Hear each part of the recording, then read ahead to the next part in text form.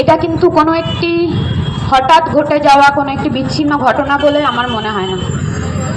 এই যে এত হাজার হাজার লক্ষ লক্ষ মানুষ শুধুমাত্র আমাদের রাজ্যে না, অন্যান্য রাজ্যে এবং আমাদের দেশ ছাড়িয়ে বিদেশে এত মানুষ একত্রিত হয়ে এই ঘটনার প্রতিবাদ জানিয়েছিলেন।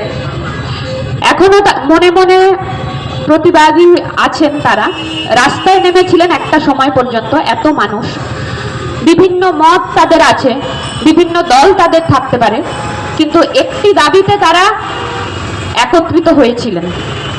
এর থেকে আমরা বুঝতে পারি যে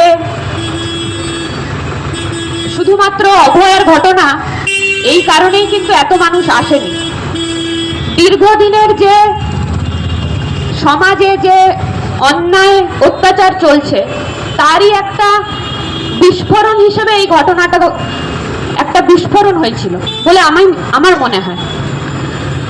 কিন্তু এই ঘটনাকে কেন্দ্র করে যে বিস্ফোরণ হয়েছিল, সেই বিস্ফোরণ হওয়ার ফলে আমরা কিন্তু অনেক মানুষ যারা আমরা আগে একে অপরকে চিনতাম না, অনেকে কিন্তু আমরা একত্রিত হয়েছি। এবং আমরা প্রথম দিন থেকেই লক্ষ্য করেছি প্রশাসন এই ব্যাপারটা ধামাচাপা দেওয়ার চেষ্টা যেমন একদিকে করেছে, এবং এখন আমরা দেখেছি বিভিন্ন জায়গায় যখন এই বিষয়ে আমরা কোনো ছোটোখাটো সভাই হোক বা প্রকাশ্য কোনো সমাবেশ কিছু আমরা যখন করতে যাচ্ছি, তখন তারা অনেক সময় বাধা দিচ্ছে। এর দ্বারা তো এটা বোঝা যায় যে তারা চায় না এই সমস্যাটা বা এই ঘটনাটার সুবিচার হোক, এটা তারা চায় না। প্রথম থেকেই তারা সেটা বুঝিয়ে দিয়েছে। এর জন্য কোনো বেশি বুদ্ধির প্রয়োজন নেই, সাধারণ আমাদের মতো মানুষরাই বুঝতে পারে যে তারা প্রথম থেকেই চাইছে ব্যাপারটা চাপা পড়ে যাক। পাশাপাশি আমরা কিন্তু দেখছি যে আমরা যে সিবিআই এর উপর ভরসা করেছিলাম, শুধু সিবিআই না, আমাদের দেশের যে সর্বোচ্চ আদালত, আমরা তো মনে করি সেখানে গিয়েই সবকিছু শেষ, সেই হচ্ছে সব থেকে বিচার দিয়ে দেবে আমাদের। আমরা আশা করেছিলাম, ভরসা তো আমরা করেছিলাম, কিন্তু আমরা সেখানেও দেখছি যে তাদেরও কিন্তু উদাসীন মনোভাব, সিবিআই এরও উদাসীন মনোভাব, এবং সুপ্রিম কোর্টের তার যে প্রধান বিচারপতি তার এবং আরো যারা আছেন তাদেরও।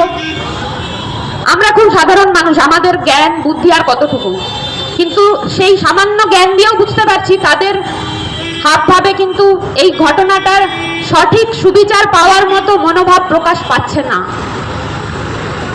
আমার এত কথা বলার একটাই কারণ, আমরা এই যে মানুষ অচেনা যারা এখন চেনা হয়েছি, এবং আমাদের এক একজনের মাধ্যমে যে আরো অনেকে আছেন যারা চান যে এই তিলোত্তমা ন্যায় বিচার পাক, এবং এই ন্যায় বিচার পাওয়ার মধ্য দিয়ে আমরা একটা দাবি আদায় করতে পারবো যে ভবিষ্যতে এরকম ঘটনা ঘটানোর আগে কোনো অপরাধী যাতে এই দৃষ্টান্তটা তার মনে আসে। এই জিনিসটার জন্যই কিন্তু আমরা চাই যে তিলোত্তমা ন্যায় বিচার পাক।